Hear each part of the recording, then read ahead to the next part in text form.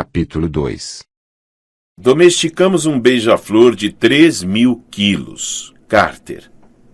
Alguns meses antes, a situação teria sido diferente. Sadie poderia ter dito uma única palavra e causado uma explosão de proporções militares. Eu poderia ter invocado um avatar mágico de guerra e quase nada teria sido capaz de me derrotar. Mas isso era quando estávamos completamente unidos aos deuses. Horus comigo, Isis com Sadie. Abrimos mão desse poder porque era perigoso demais. Até que soubéssemos controlar melhor nossas habilidades, hospedar deuses egípcios poderia nos enlouquecer ou literalmente nos consumir. Agora tínhamos apenas nossa magia limitada. Assim era mais fácil fazer coisas importantes, como sobreviver quando um monstro ganhava vida e queria nos matar. O grifo emergiu por inteiro. Tinha o dobro do tamanho de um leão comum e seu pelo ouro avermelhado estava coberto de poeira de calcário. A cauda era revestida de penas pontiagudas que pareciam ser duras e afiadas como punhais. Em um movimento rápido, ele pulverizou a pedra da qual havia saído. As asas arrepiadas agora estavam erguidas e eretas em suas costas. Quando o grifo se movia, elas batiam tão depressa que zuniam e formavam um borrão, como se fossem as asas do maior e mais perverso beija-flor do mundo. O grifo cravou os olhos famintos em Sadie. Chamas brancas ainda envolviam a mão dela e o rolo do papiro, e o monstro parecia considerar a cena uma espécie de desafio. Eu já havia escutado muitos gritos de falcão. Eu já fui um falcão 1 ou 2 vezes, mas quando aquela coisa abriu o bico, soltou um guincho que fez tremerem as janelas e deixou meu cabelo em pé. Sadie, falei, solte o papiro. Oi, está preso em minha mão, ela protestou. E estou pegando fogo. Eu já mencionei isso? Focos do fogo fantasma queimavam em todas as janelas e artefatos. O papiro parecia ter ativado todos os reservatórios de magia egípcia naquela sala, e eu tinha bastante certeza de que isso era ruim. Walt e Jaz estavam paralisados, em choque. Acho que eu não podia culpá-los. Esse era seu primeiro monstro de verdade. O grifo deu um passo na direção de minha irmã. Fui para o lado dela e realizei a única magia que ainda dominava. Fiz minha espada, um copeche egípcio com uma lâmina curva como um gancho e terrivelmente afiada, surgir do nada, evocando-a do Duat. Sadie parecia bem inofensiva com a mão e o papiro em chamas, como uma estátua da liberdade entusiasmada demais, mas com a outra mão ela conseguiu evocar sua principal arma de ataque. Um cajado de 1,5 metros de comprimento entalhado com hieróglifos. Alguma dica sobre como lutar contra grifos? Ela perguntou. Evitar as partes afiadas, sugeri. Brilhante. Muito obrigada. Walt, chamei. Confira aquelas janelas. Veja se consegue abri-las. Mas estão amaldiçoadas. Sim, eu disse. E se tentarmos sair pelo salão, o grifo vai nos comer antes de chegarmos lá. Eu vou conferir as janelas. Jaz, eu disse. Ajude Walt. Aquelas marcas no vidro, Jaz murmurou. Eu já vi antes. Ajude-o, insisti. O grifo avançou, suas asas unindo como motosserras. Sadie arremessou seu cajado e ele se transformou em um tigre ainda no ar, chocando-se contra o grifo com as garras à mostra. O grifo não se abalou. Jogou o tigre para o lado e em seguida se moveu com velocidade extraordinária, abrindo absurdamente o bico. Snap! O grifo engoliu e arrotou e o tigre sumira. Aquele era meu cajado preferido, Sadie gritou. O grifo se virou para mim. Segurei minha espada com força. A lâmina começou a brilhar. Pensei que teria sido bom se a voz de Horus ainda estivesse em minha cabeça, me orientando. Ter um deus da guerra pessoal facilita quando é preciso fazer coisas ridiculamente corajosas. Walt, chamei. Algum progresso com a janela? Estou tentando, ele disse. Espere, Jaz pediu nervosa. Aqueles são símbolos de Sekhmet. Walt, pare! Então muitas coisas aconteceram ao mesmo tempo. Walt abriu a janela e uma onda de fogo branco voou para cima dele, derrubando-o no chão. Jas correu para seu lado. O grifo imediatamente perdeu o interesse em mim. Como qualquer bom predador, ele focou o alvo em movimento, Jas, e investiu contra ela. Corri atrás dele. Mas em vez de pegar nossos amigos, o grifo levantou o voo acima de Walt e de Jas e se jogou contra a janela. Jas tirou Walt do caminho enquanto o grifo enlouquecia, debatendo-se e bicando as chamas. Ele estava tentando atacar o fogo. O grifo bicou o ar, girou e derrubou a vitrine com os Shabit. Sua cauda esmagou um sarcófago, partindo-o em pedaços. Não sei bem o que deu em mim, mas gritei: "Pare com isso!" O grifo ficou imóvel. Ele olhou em minha direção, crocitando, irritado. Uma cortina de fogo branco escapou para um canto da sala, quase como se estivesse se reagrupando.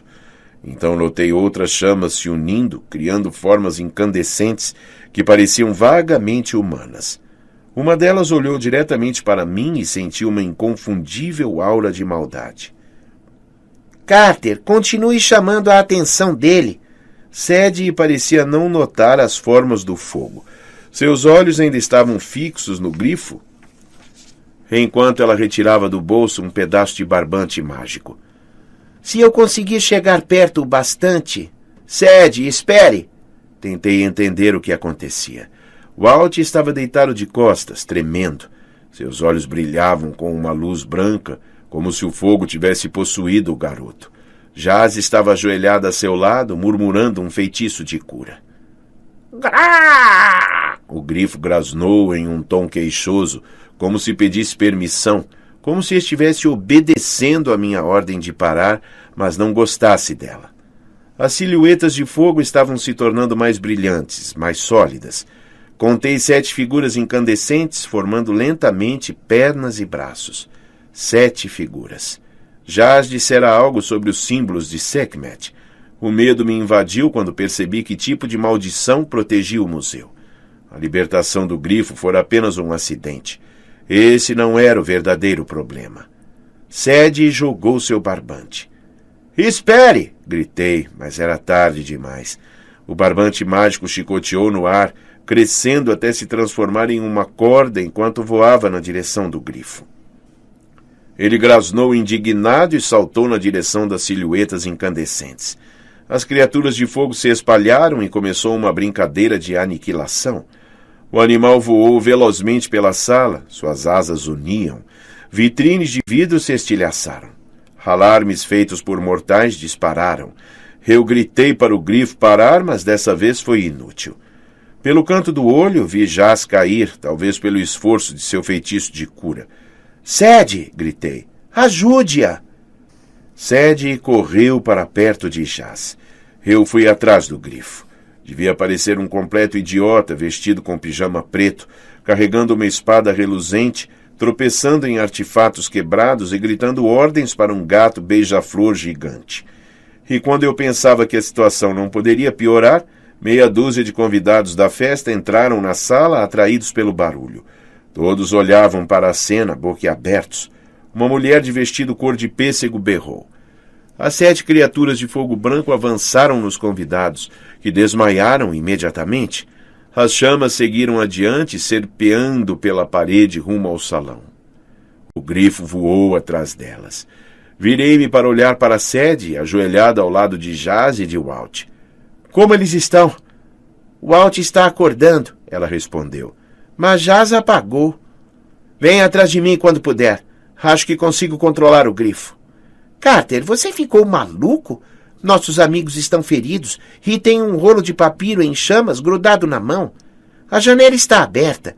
Venha me ajudar a tirar o Walt e Jas daqui." Ela estava certa. Aquela podia ser nossa única chance de tirar nossos amigos dali com vida. Mas agora eu também compreendia o que eram aquelas 7 chamas e sabia que, se eu não fosse atrás delas, muitas pessoas inocentes iriam se machucar. Resmunguei numa praga egípcia, do tipo palavrão, não do tipo magia, e corri para a festa de casamento. O salão estava um caos. Convidados corriam em todas as direções, gritando e derrubando mesas. Um cara de smoking havia caído no bolo e engatinhava pela sala com o enfeite do casal de plástico grudado no traseiro. Um músico tentava correr com o pé enfiado em um tambor. As chamas brancas estavam sólidas o suficiente para que eu pudesse distinguir suas formas, algo entre canina e humana, com braços longos e pernas tortas. Brilhando como gás superaquecido, elas corriam pelo salão, contornando as pilastras ao redor da pista de dança. Uma delas passou através de uma dama de honra. Os olhos da moça ficaram brancos e ela caiu no chão, tossindo e tremendo. Eu mesmo sentia vontade de me encolher. Não conhecia feitiços que pudessem enfrentar aquelas coisas, e se uma delas me tocasse... De repente, o grifo desceu do nada, seguido de perto pela corda mágica que ainda tentava prendê-lo. Ele partiu uma criatura de fogo em uma só bicada e continuou voando. Colunas de fumaça brotavam de suas narinas, mas fora isso, comer o fogo branco não parecia incomodá-lo. "Ei!" gritei. Percebi meu engano tarde demais. O grifo se virou para mim, o que o fez reduzir a velocidade o suficiente para que a corda mágica de Sede se enrolasse em suas pernas traseiras. Squank! O grifo caiu sobre a mesa do buffet. A corda ficou mais comprida e envolveu o corpo do monstro, enquanto suas asas velozes destruíam a mesa, o chão e pratos de sanduíche, como se fosse um triturador de madeira desgovernado. Os convidados começaram a sair do salão. A maioria deles correu para os elevadores, mas vários estavam inconscientes ou em convulsão, e seus olhos brilhavam com uma luz branca. Outros haviam sido soterrados por pilhas de escombros. Alarmes soavam e as chamas brancas, 6 agora, ainda estavam completamente descontroladas. Corri para o grifo, que rolava tentando em vão morder a corda. "Acalme-se!" gritei. "Deixe-me ajudar você, idiota!" "Frick!" A cauda do grifo passou por cima de minha cabeça, tão perto que quase me decapitou. Respirei fundo. Eu era principalmente um mago de combate. Nunca fui bom em feitiços com hieróglifos, mas apontei minha espada para o monstro e disse: "Ha-Tep!" Um hieróglifo verde, o símbolo para "fique em paz", brilhou no ar, bem na ponta de minha espada. O grifo parou de se debater. O zumbido das asas diminuiu. Caos e gritos dominavam o salão, mas tentei permanecer calmo ao me aproximar do monstro. "Você me conhece, não?" Estendi a palma da mão e outro símbolo brilhou, um que eu sempre podia invocar: o olho de Horus. "Você é um animal sagrado de Horus, não é? Por isso me obedece." O grifo piscou ao ver o sinal do deus da guerra. Arrepiou as penas do pescoço e grasnou uma queixa, contorcendo-se na corda que lentamente ia envolvendo seu corpo. Eu sei, eu disse. "Minha irmã é uma tonta. E espere aí, já vou desamarrá-lo." Sede gritou atrás de mim: "Carter!" Eu me virei e a vi cambaleando com o Walt em minha direção, carregando Jaz entre eles. Sede ainda parecia a estátua da liberdade, segurando o papiro em chamas. Walt estava em pé e seus olhos não brilhavam mais, mas Jaz aparentava que ia desmoronar, como se todos os ossos de seu corpo fossem de gelatina. Eles desviaram de um espírito de fogo e de alguns convidados enlouquecidos e deram um jeito de atravessar o salão. Walt olhou para o grifo. "Como conseguiu acalmá-lo?" "Grifos são servos de Horus", respondi. "Puxavam a biga dele nas batalhas. Acho que este reconheceu minha ligação com ele." O grifo grasnou impacientemente e sacudiu a cauda, derrubando uma coluna de pedra. "Não está muito calmo", Sede comentou. Olhou para a cúpula de vidro, 12 metros acima, onde um cufu minúsculo acenava freneticamente para nós. "Precisamos tirar Jaz daqui agora." "Eu estou bem", murmurou Jaz. "Não está, não", disse Walt. "Carter, ela tirou aquele espírito de mim, mas quase morreu por isso. É uma espécie de demônio da doença." "Um Baal", eu disse. "Um espírito do mal. Esses 7 são chamados de flechas de Sekhmet", Jaz concluiu, confirmando meus temores. "São espíritos de praga nascidos da deusa. Eu posso detê-los." Você pode descansar, respondeu Sede. Certo, eu disse. Sede, tire essa corda do grifo e... Não temos tempo, Jas avisou. Os Baal estavam ficando maiores e mais brilhantes. Outros convidados haviam caído, vítimas dos espíritos que varriam a sala livremente. Eles vão morrer se eu não detiver os Baal, disse Jas. Posso canalizar o poder de Sekhmet e forçá-los a voltar para o Duat. É para isso que venho treinando. Eu hesitei. Jas nunca tentara um encantamento tão grande. Ela já estava fraca por ter curado o Walt, mas era treinada para isso. Podia parecer estranho que curadores estudassem o caminho de Sekhmet, mas como ela era a deusa da destruição, das pragas e da fome, fazia sentido que eles aprendessem a controlar suas forças, inclusive os Baal. Além do mais, mesmo que eu libertasse o grifo, não estava muito certo de que podia controlá-lo. Havia uma boa chance de ele ficar agitado e engolir a gente em vez dos espíritos. Do lado de fora, sirenes de polícia soavam cada vez mais altas. Nosso tempo estava acabando. Não temos escolha, insistiu Jas. Ela sacou a varinha e, para espanto de minha irmã, deu um beijo na bochecha de Walt. Vai dar tudo certo, Walt. Não desista. Jas tirou mais alguma coisa de sua bolsa de magia, uma estatueta de cera, e a colocou na mão vazia de minha irmã. Logo você vai precisar disto, Sede. Lamento não poder ajudar mais. Você vai saber o que fazer quando chegar a hora. Acho que nunca vi Sede tão sem palavras. Jas correu para o centro do salão e encostou sua varinha no chão, desenhando um círculo de proteção em torno de seus pés. Depois ela retirou da bolsa uma estatueta de Sekhmet, sua deusa patrona, e a levantou. A menina começou a cantar. Uma luz vermelha brilhou à sua volta. Fios de energia se espalharam a partir do círculo, preenchendo a sala como os galhos de uma árvore. Os fios começaram a girar, devagar no início, e depois ganhando velocidade, até que a corrente de magia agarrou os Baal, forçando-os a voar todos na mesma direção, atraindo-os para o centro. Os espíritos uivavam, tentando resistir ao feitiço. Jas cambaleou, mas continuou cantando, e seu rosto estava banhado em suor. Não podemos ajudá-la? Walt perguntou. Grá! Grasnou o grifo, provavelmente tentando dizer: Olá, ainda estou aqui. As sirenes soavam como se as viaturas já estivessem à porta do edifício. No final do corredor, perto dos elevadores, alguém gritava em um megafone, ordenando que os últimos convidados deixassem o prédio, como se eles precisassem de incentivo. A polícia havia chegado e, se fôssemos presos, seria difícil explicar essa situação. Sede, eu disse. Prepare-se para soltar a corda do grifo. Walt, você ainda tem seu amuleto do barco?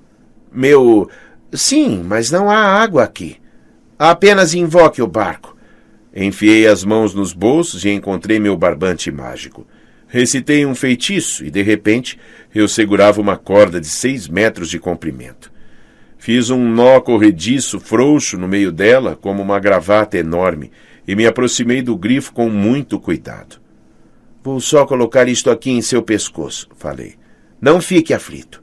Flito, respondeu o grifo. Aproximei-me um pouco mais, consciente da rapidez com que seu bico poderia me partir, se ele quisesse, mas consegui passar a corda no pescoço do grifo.